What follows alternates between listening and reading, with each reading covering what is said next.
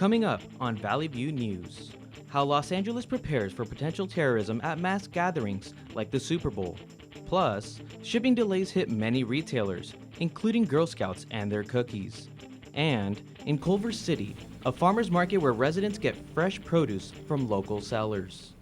Hello and welcome to Valley View News. I'm Natalie Sierra. And I'm Elizabeth Campos in the Digital Media Center. Free community college was cut from President Joe Biden's Build Back Better agenda. First Lady Jill Biden says she's disappointed but knows the president had to make compromises. Some CSUN students responded to the president's reversal on a big promise. I don't think it's fair, because if he said he was going to do it, he should still do it. Taking away free college, community college, is like a devastating blow. I think it's really unfair because coming off of high school, you're not really aware. Congress has not passed the Build Back Better plan yet. The Los Angeles Rams beat the Cincinnati Bengals 23-20 in Sunday's Super Bowl. Burrow trying to keep it going, gets spun down, gets it away, and incomplete. They made history with their second Super Bowl win. The Rams started strong after Odell Beckham Jr. caught a touchdown pass. Then things took an unexpected turn when Beckham left the game with a knee injury. However, that didn't stop the Rams. Cooper Kupp ended up scoring the game-winning touchdown. During the trophy presentation, head coach Sean McVay was overcome with emotion. Soon, the Rams will be greeted with a victory parade in Los Angeles. All eyes were on SoFi Stadium last weekend as the Super Bowl took over Inglewood. Our reporter Salazar-Stevens spoke with members of the U.S. Customs and Border Protection about certain security measures they put in place to keep fans safe. Thousands flocked to SoFi Stadium for the Super Bowl. However, with any mega event comes the threat of terrorism. Evan Wagley is a Marine interdiction agent for the U.S. Customs and Border Protection. He said his agency is the first and last line of defense on the coast. We're patrolling anywhere between Newport Beach and up even past Malibu, and it's really our goal to stop any of those threats that would be coming from offshore. Air and Marine Operations is just one component of U.S. Customs and Border Protection, one of the world's biggest law enforcement organizations. We have technologies and big expensive toys that we're able to use for protecting the people that are here as tourists for the Super Bowl. Brandon Tucker directs the Air and Marine Operations in San Diego. He said on the day of the game, they issued a temporary flight restriction area around the stadium. And any small aircraft, slow aircraft that looks like it's going to break the boundary or enter that TFR, we'll join up on it with our Black Hawk helicopters and investigate the situation. Tucker said fans wouldn't even notice their aircrafts in the sky on game day. We're using fixed-wing surveillance aircraft up high. You won't see them, you won't hear them, but they'll be there. Despite the huge crowds, fans like Robin Runser didn't seem too worried about potential threats. There could be concerns, being LA and a big, wonderful area, but no, I'm confident. The Department of Homeland Security recently released a bulletin indicating that the U.S. remains in a heightened threat environment.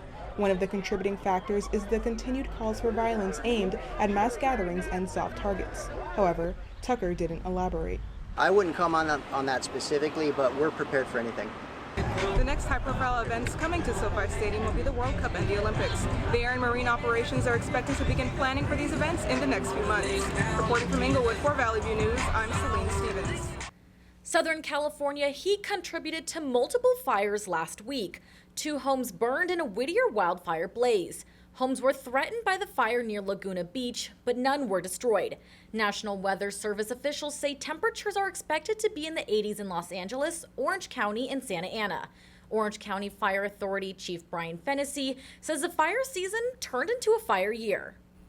Last Friday, Walmart updated its COVID-19 policy for workers. The face mask isn't mandated now, and the company dropped its COVID-19 sick leave policy.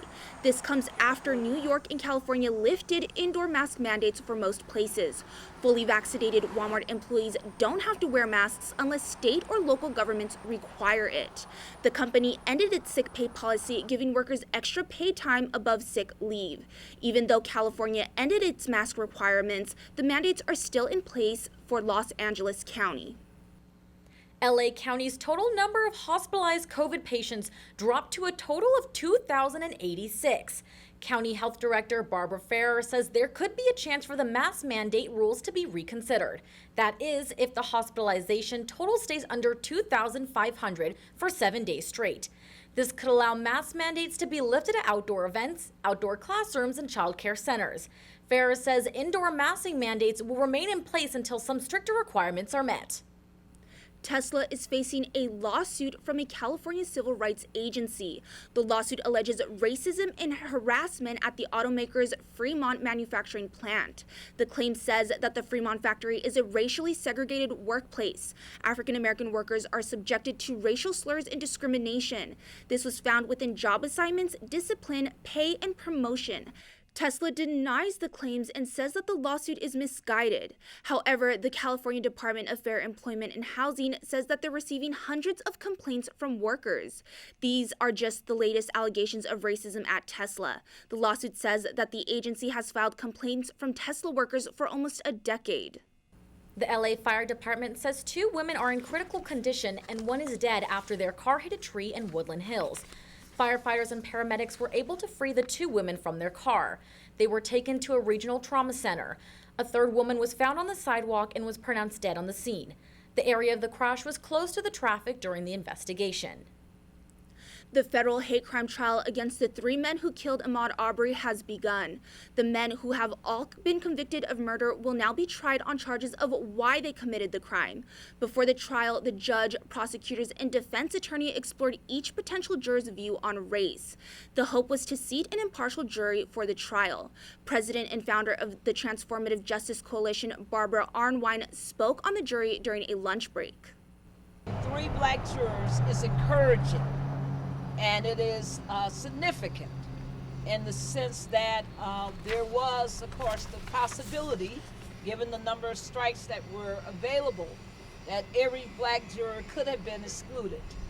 The jury was selected on Monday morning from 43 different counties in Georgia's Southern District. Before kickoff at the Super Bowl, the Rams honored players from a deaf football team in Riverside. 4 players from the California School for the Deaf were named as honorary captains for the coin toss. This team became an inspiration after they went undefeated throughout their entire regular season. Not only that, but they made their way to the school's first ever championship game. The Cubs went 12-1, with their only loss being in the championship game against Faith Baptist of Canoga Park. Texas Attorney General Ken Paxton filed a lawsuit against Meta Monday. The lawsuit alleges Facebook's parent company Meta illegally collected data on users without their consent. The Attorney General spoke with the press to give more information. In violating the law, one of the things that Facebook did was not disclose to consumers that they were capturing their biometric identifiers, particularly facial geometry. After a similar class action case, Facebook announced it would shut down its facial recognition system. Each violation of Texas's Capture or Use of Biometric Identifier Act can allow the state to enforce a civil penalty of up to $25,000. Mask mandates and vaccination requirements are still in place for the City of Burbank softball leagues. But as Valley View's Dominique Silva reports, there are slight adjustments to the COVID-19 rules. The City of Burbank has started up its men's winter softball league amid the COVID pandemic. Teams will be able to play each other outside at various parks across the city. It's like a good change of scenery, like going back out, feeling a little bit normal. Without the mask too, everyone's out in the air, out in the open, so it's a little more safe. Teams aren't required to wear a mask or be vaccinated to play. Umpire Ben McCulley says he's not scared of shutting down. I mean, we just went through something in January where we were shut down for a couple weeks, and so I'm not nervous about it anymore because we already went through it, so I'm hoping it stays now. It's unclear if the city will continue with this rule for other sports in the recreational league, but for players and fans, it's good enough for now. No, I'm not really scared. I don't want it to happen anymore. I'm vaccinated and got the booster, so I feel pretty good, safe about it. COVID cases are at 8.76 million. Los Angeles County accounts for 2.74 million of those cases. Los Angeles death toll is at 29,609. While vaccination requirements are still required throughout Los Angeles County, this baseball league does not. Reporting from Burbank, California, I'm Dominique Silva. More to come on Valley View News. Girl Scout cookies are for sale, but with some complications. And local farmers have more to offer than your regular grocery store. Here's to the things that can keep us safe. Those we use all the time with hardly a thought. Those that are silently standing by to save our lives. And now, those that we carry with us everywhere we go. Many mobile devices will now bring you wireless emergency alerts, real-time information directly from local sources you know and trust. With the unique sound and vibration, you'll be in the know wherever you are. So I've come up with the family emergency plan. Great. What is it? It's difficult to talk about, so I'm not telling you. How will we know what to do? You won't. I'm so glad I won't have to remember anything. And me too. Thanks for this, sweetie. Talk to your kids about who to call, where to meet, what to pack. Visit ready.gov/kids for tips and information. So there you are, shuffling through a stack of resumes and you come to mine. This is it, first impression, my way in. But can my resume show you how I truly stand out? Like that I was studying, going to night school while working 2 jobs just to help my parents pay for groceries. Or being the first one to always step up. No. That's something you just can't put on paper.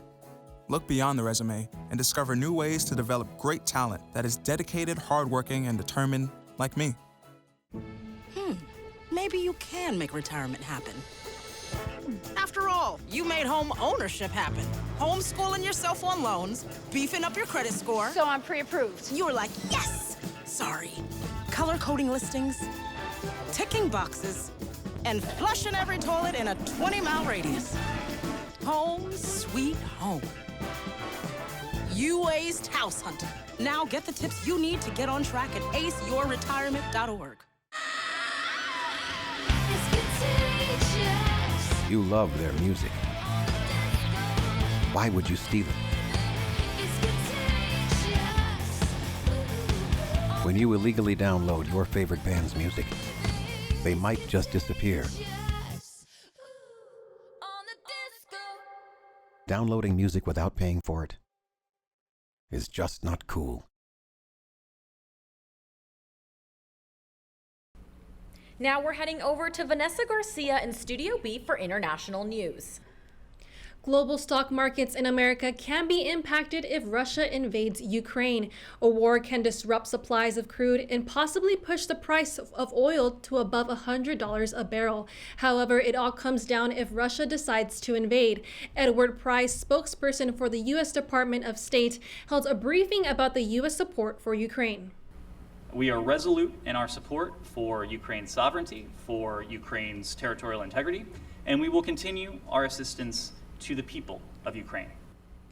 President Vladimir Putin increased Russian military forces near Ukraine's border with more than 100,000 troops as Russian forces continue to grow. As of now, the United States is temporarily closing its embassy in Kyiv, Ukraine, moving it farther from Russian territory. Canadian police began arresting protesters who were blocking access to the Ambassador Bridge in Windsor, Ontario. The protest lasted a week. The bridge connects Windsor and Detroit, Michigan. Truckers are opposing Canada's mandate requiring those crossing the Canadian-U.S. border to be vaccinated. Ontario Premier Doug Ford says it's illegal to block the movement of goods and services. And while I appreciate the right to protest, that right cannot and must not extend to cutting off that lifeline. Windsor Police Chief says 30 people were arrested and charged with criminal mischief. Michigan Governor Gretchen Whitmer says protests created an economic crisis. However, almost a week after the blockade, Windsor's Mayor Drew Dilkins says the economic fallout is ending. As of right now, it's not known when the bridge will reopen to traffic. Heir to the British throne, Prince Charles tested positive for COVID-19 a second time. He first tested positive last year in March.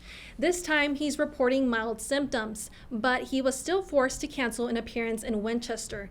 Charles is fully vaccinated and boosted. He tested positive after attending an event at the British Museum. He met with Queen Elizabeth briefly afterwards. However, officials say the Queen isn't showing COVID symptoms. She continues to be monitored. After a U.S. official inspector received a threatening call, the United States has suspended avocado imports from Michoacan, Mexico. The U.S. Department of Agriculture, Animal, and Plant Health took the initiative to pause on the authorization of imports from Mexico. The U.S. Department says that an investigation to assess the threat is underway. The avocado exporting producers and packers of Mexico say that the issue is already impacting the economy. Mexico says that the pause on the program affects the industry and that more than 300,000 jobs that depend on it. There is uncertainty about a future supply as the duration of the ban is unknown. That's all for me in international news. Back to you, Elizabeth. Girl Scout cookies are back on the market. However, delays in overseas shipping could cut their season short. Valley View's Ruby Cordova describes their current situation. The Girl Scout cookie season has just started, but the pandemic again made it nearly impossible to boost up and sell cookies this year. Sales have gone online. Local Girl Scout cookie chairman Katie Witt says dealing with online ordering makes it one of their worst seasons yet. Honestly, the biggest hit is a financial hit. You know, the less cookies we sell, the less money our troops have. If troops have less money, now these girls are doing less fun things. Backups in domestic and overseas shipping has been a major issue for all businesses. Witt says because of their delays, they were only able to order a third of their usual product. It would be nice if we could go back to a door-to-door platform and selling in front of stores. That is where 70% of at least my daughter's Girl Scout cookie sales came from. Julia Witt has been a Girl Scout since she was 5. She's devastated by all of the new changes. As a member of the advisory, Witt says her biggest struggle is keeping other troops motivated. It's a lot harder, especially since some girls don't want to sell cookies online. They prefer to be in person, which we cannot right now because we're in a pandemic. We're also losing a lot of sales because they don't want to participate.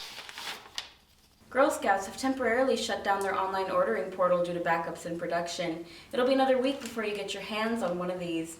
Reporting from Arleta for Valley View News, I'm Ruby Cordova. Apple made a number of changes to their AirTag devices over controversy. This change follows the many allegations against AirTags by women saying they were followed using the AirTag devices hidden around their cars and belongings. One of the updates will alert people earlier that there is an unknown AirTag traveling with them. The company created a feature that would play a sound when moving if the tag is with someone who hasn't registered it for an extended period of time. Kia and Hyundai put out a public service announcement telling almost 485,000 vehicle owners to park outside due to the chance of their car catching on fire. The cars could potentially catch fire even if they're turned off. Both Korean automakers have dodged the engine failure recall for the past 6 years up until this incident. The first recall from the company started back in September 2015. The mega drought in the American Southwest has now become the driest 2 decades in the region in the last 1,200 years. Climate change is largely responsible for this. The drought has reduced water supplies, devastated farmers and ranchers, and helped fuel wildfires across the region. This is considered the worst drought in 500 years. Seasonal forecasts also suggest the dryness will continue. Top Federal Reserve officials say high inflation is making Americans unhappy. They plan to step up its campaign and get prices back under control. Senator Joe Manchin had some words to share about the spike. I've been ringing the alarm bell for forever. I mean, for the last year about inflation. Nobody's been listening. Now we're seeing a basic threat. It's a 7.5% tax on everybody, on every product you buy. St. Louis Federal Reserve President James Bullard says the inflation is damaging to low and moderate income households. Bullard says the central bank was caught off guard by the spike in prices. He says he is concerned Citibank is not moving fast enough in response to high inflation. Bullard suggests the Fed raise interest rates to 1% by July 1st. Local farmers markets might have the freshest fruits and vegetables for many shoppers' grocery lists. From the vendors to the people, the Culver City Farmers Market is a welcoming place for everyone. Our reporter Tracy Mejia will tell us more. Fresh produce can be found at the Culver City Farmers Market on Tuesdays all year. The market is a space for neighbors to interact and shop while supporting local and state growers. It brings me back home. Like all their products are they're fresh, and it reminds me my little town. This well-known public produce market offers locals a variety of fruits, vegetables, and other culinary treats. Many vendors have been selling here for many years. Just getting to know all of the customers on a personal level, seeing the same people every week and seeing the smiles on their faces. There are locally sourced produce brought directly from California family farms. That means perfectly ripe food that's in season and tastes amazing. A lot of us have grown up working together for over 20 years, but of course the produce is the best. We have access to the freshest produce, except out of a home garden. And this is all picked yesterday, and a lot of them are picked in the morning, so there's nothing can beat that. Just like any other farmers market, the Culver City Farmers Market provides fresh produce for the community. However, they help families by accepting EBT. Reporting from Culver City, I'm Tracy Mejia for Valley View News. When we come back, we'll hear about one of the downsides of Inglewood's SoFi Stadium. Also, Olympian speed skater Aaron Jackson makes history in the Winter Olympics. Stay with us. Can't let him make it. Dude, you better not be illegally downloading movies again. I don't want a virus on my computer. Seriously. Yes! Got it. They got it. What an idiot. When you rip off copyrighted material, someone could be ripping you off. What the? Where's my money?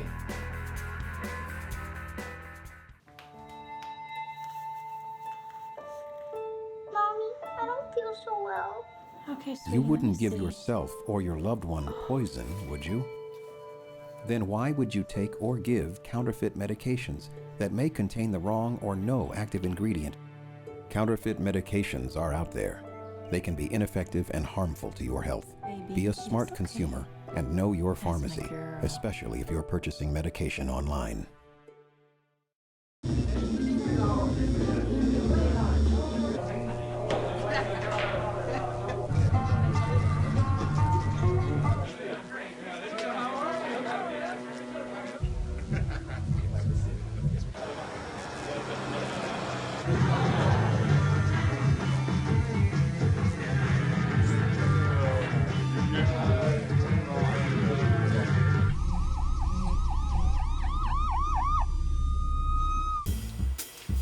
Do you know what to do? Yes. Bring it back to me. Then I'll give you your money.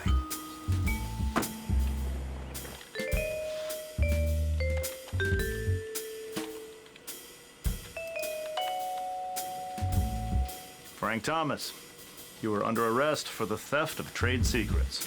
Come with me. Bye-bye, Frank. Theft of trade secrets is illegal. The Super Bowl halftime show had controversy when Eminem took a knee after his performance. After performing his 2002 hit Lose Yourself, he was seen taking a knee. The National Football League says it was aware that Eminem was going to kneel during the halftime show, but they denied that it attempted to stop Eminem from kneeling during his performance. The kneeling gesture comes from former San Francisco 49ers quarterback Colin Kaepernick. Kaepernick took a knee during the national anthem to protest against police brutality and racial discrimination. Ye, or former rapper known as Kanye West, says he won't perform at Coachella unless Billie Eilish apologizes to Travis Scott. After stopping mid-concert to help a fan get an inhaler, Eilish commented, "I wait for people to be okay before I keep going." Ye suggested this comment was directed at Travis Scott's Astroworld Festival, in which 10 people died. He posted on Instagram asking for Eilish to apologize, while also adding that Travis Scott will be with him at Coachella and that he needs her to apologize before they perform. Eilish denied that it was about Travis and that she was just trying to help a fan. One of the most interesting Super Bowl commercials gained attention before the halftime show. Many viewers were confused by the bouncing, color-changing QR code. It was an advertisement for the digital platform Coinbase. The platform lets people buy and sell cryptocurrency. Scanning the code leads to an offer on the website that gives subscribers $15 in free Bitcoin. While the Super Bowl coming to Inglewood was exciting for many, some of the city's residents say the stadium negatively affects them. Our reporter Brandon Zamora visited the area a few days before the big game. The NFL awarded Super Bowl 56 to the city of Los Angeles in 2017. Back then, the Rams were playing home games at the Los Angeles Coliseum. Fast forward to today, they'll be playing in the Super Bowl in their own arena at SoFi Stadium. There will be very limited Super Bowl parking at SoFi Stadium, according to the City of Inglewood's website. Most fans need to buy tickets for Super Bowl fan shuttles. Hosting the Super Bowl may be great for LA. However, that doesn't mean Inglewood residents near SoFi Stadium are big fans of the new $5.5 billion arena. Shayla Woodard says a lot of fans park in her neighborhood. You can't leave your house at all that day because you will not have a parking space when you come back. Danielle Williams is another frustrated Inglewood resident who lives near SoFi Stadium. Williams says the stadium guests make parking difficult for residents who own more than one vehicle, and parking enforcement doesn't help the situation either. On game days, parking enforcement doesn't like to come around to make sure that it's proper residence parking, but when there's no game days, they come around and ticket everybody, which is not fair. Parking is only one of the many factors that have affected residents nearby SoFi Stadium. Reporting from Inglewood for Valley View News, I'm Brandon Zamora. Olympian speed skater Aaron Jackson made history yesterday in the Winter Olympics in Beijing. Jackson won a gold medal in the 500-meter speed skating event. I thought like maybe I'll never go fast again. But yeah, I just continued to listen to my coach and try to turn it back around and ended up finishing the season off pretty strong. She now joins Shani Davis as the only two black athletes to win medals in speed skating in the Olympics. The NFL is facing allegations of racist hiring practices due to the limited number of black head coaches and league executives. NFL Commissioner Roger Goodell says the league will undergo evaluation to make improvements.